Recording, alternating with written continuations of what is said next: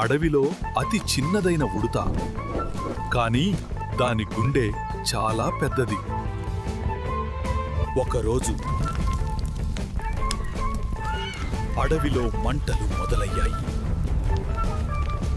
పెద్ద జంతువులు భయపడ్డాయి, కానీ ఉడుత కాదు.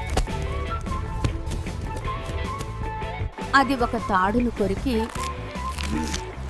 నీటి ద్వారాన్ని తెరిచింది. నీళ్లు అడవిలోకి వచ్చి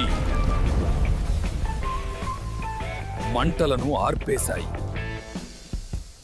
అడవి మొత్తం ఆశ్చర్యపోయింది. ఈ చిన్నదాని మీద పెద్ద శక్తి అంటే పెద్ద శరీరం కాదు,